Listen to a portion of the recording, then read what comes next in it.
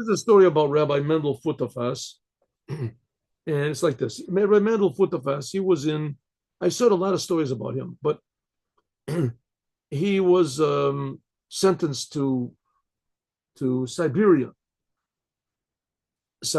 because he he helped spread Judaism in Russia. He gathered up money and he helped establish these underground secret yeshivas where they learned, and he also forged passports so that people could get out of Russia and they could go into Poland after World War II. Anyone who had a Polish passport could leave Russia. So he had a whole thing of forging passports and giving people passports. The whole families were saved, and finally he got caught and he was sent to Siberia. So in Siberia was very few people got out of Siberia. Very few people. It was cold. It was miserable. They didn't have food. Everybody hated everybody else. Anyway, so he was in Siberia and he managed to get along. He got along. He was a strong person also, physically, so that sort of helped.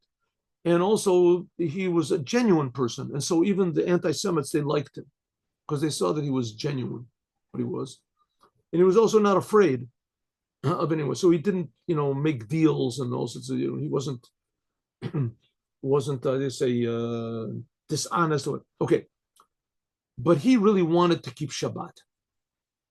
And the manager, whatever is the over the workforce, the policeman who was over the workforce, of course, said it was ridiculous. There was no way that they would let him, take a day of rest.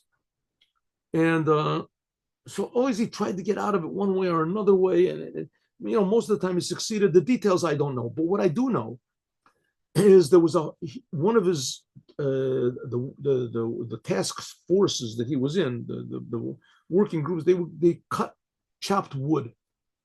They chopped wood. They took all these prisoners and they were in Siberia and they chopped down trees. And then they would ship the trees, whatever it was, and they would, to places that they would cut the trees and make them into boards, whatever. Okay, but what happened is that almost every day there would be injuries. One guy, the tree would fall on him. Another person would break a leg. Another would chop off his finger. Another person would fall down. Every day there was something, some sort of an injury. The managers there, they could care less if people get. But on the other hand, if a person got injured, so they had to carry him off, and maybe they had to take care, bandage him a little bit, and also the person wouldn't be able to work. So that would cut down the produce, how much wood they were chopping every day, and they had a quota to meet. So Rabbi Mendel went to the manager, or whether the policeman was the manager, and he said, "Listen, I've got a suggestion. I think every day when we finish work, that we should make a meeting of all of the workers here. Let's say there were 500 workers. I'm just guessing, 500 workers.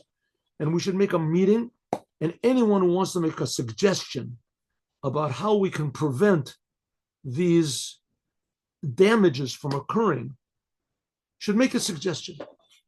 And then you can put the suggestions together, and, some you can reject, some you can agree with, and maybe this will cut down on the number of injuries, and consequently it'll increase the amount of produce that we can do."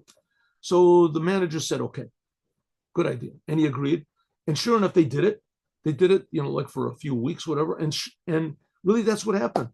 The number of injuries that occurred dropped like drastically, from let's say 10 every week to like 10 every day or whatever, 10 a week to 1 every week. Tremendously drastic. So the manager was so grateful to Rabbi Mendel that he did this, that he said that from now on, you don't have to work on Shabbat. You don't have to work on something that's forbidden for the Jews to do on Shabbat. They gave him other work to do, whatever it was. That he would be a guard or something. And so because of that, he what does this teach us? It teaches that we have to make inventory of ourselves. And that by making inventory, as there can come not just direct benefits, that we act better and we speak better and we think better with it, but also can come unexpected benefits that God gives us Shabbat.